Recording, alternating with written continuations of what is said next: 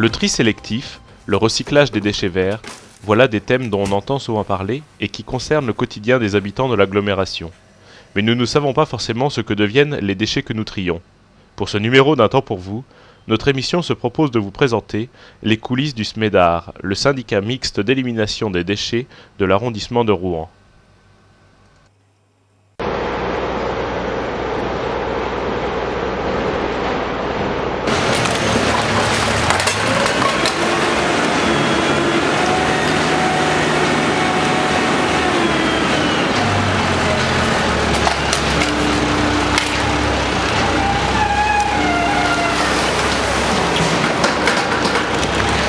En sortie de l'ouvreur de sac, le produit est passé sur l'extracteur, il est arrivé en cabine de pré-tri. Dans cette cabine, on prépare, je dirais, le tri proprement dit. On y enlève les gros cartons, le reste des gros cartons, les films plastiques qui sont valorisés, le carton aussi bien sûr, et puis on y enlève les premiers erreurs, les grosses erreurs de tri de l'habitant. Le flux s'en va vers l'ouvreur de séparateur de corps creux et corps plat. Alors c'est simple, c'est un système avec une multitude d'étoiles. Les bouteilles rebondissent sur le haut de l'étoile et redescendent par gravité.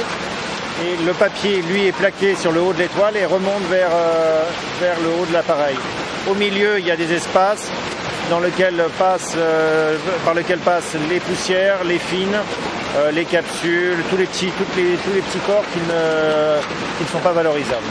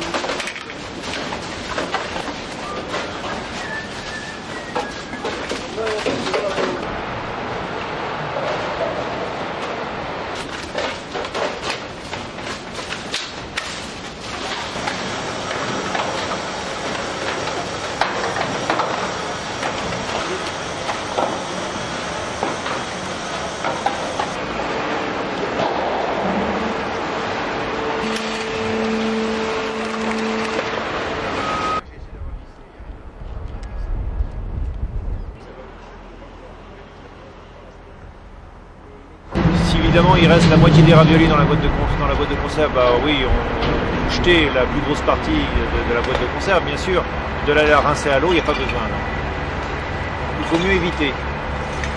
C'est vrai qu'en termes de volume, c'est mieux de les compacter, mais nous, en termes de tri, les équipements préfèrent que la bouteille ne soit pas écrasée. C'est pas le même plastique, mais on est équipé pour les séparer et les valoriser d'une autre manière. Les bouteilles qui ont contenu des corps gras ne peuvent pas être recyclées.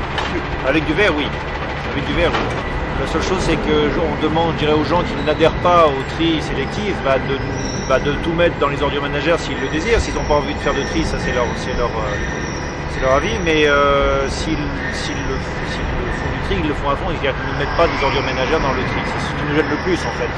C'est de retrouver de l'huile de vidange dans les dépôts de peinture dans le tri des produits. Les briques alimentaires, il n'y a pas beaucoup d'applications. Les filières actuelles font surtout de l'essuie-tout avec.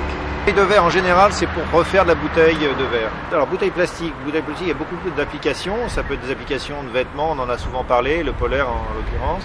Mais de plus en plus, on refabrique de la bouteille alimentaire avec. Les emballages et les papiers ne sont pas les seuls déchets à être recyclés. Il y a aussi tout ce que l'on appelle les déchets verts. Ceux-ci sont pris en charge par un autre dispositif. Les déchets, après avoir été pesés et le producteur identifié, sont déchargés sur le bas de la plateforme.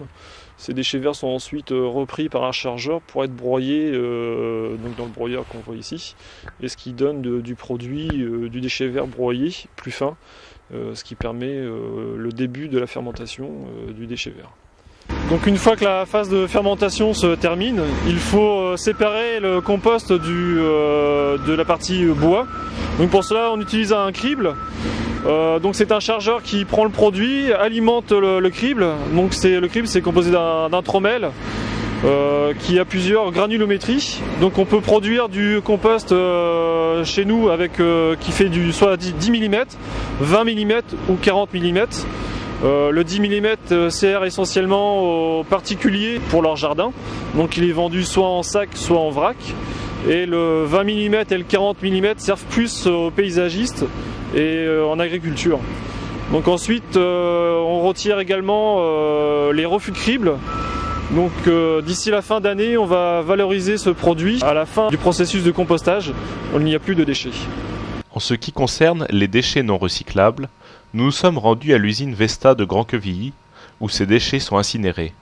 Ce bâtiment se situe sur les bords de Seine, sur l'ancien site des chantiers navals de Normandie, ce qui explique sa forme de paquebot. Vesta est un équipement ultramoderne qui permet de valoriser les déchets en produisant de l'électricité et du mâche-fer.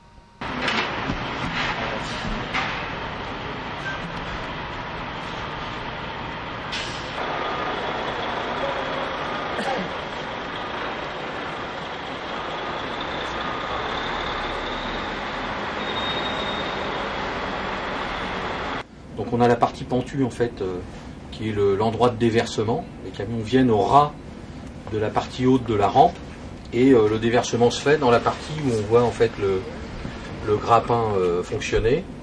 Et le but du jeu va être en fait d'enlever ces déchets de manière à ce que le vidage puisse se faire en continu. Donc vous voyez le grappin en train de manœuvrer qui va en fait enlever les déchets au fur et à mesure.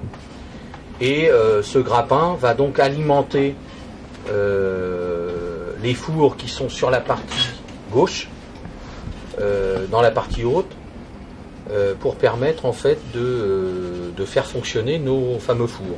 Au-delà du chargement, il y a toute une manœuvre en fait de mélange et d'homogénéisation pour donc lisser en fait les à-coups de feu.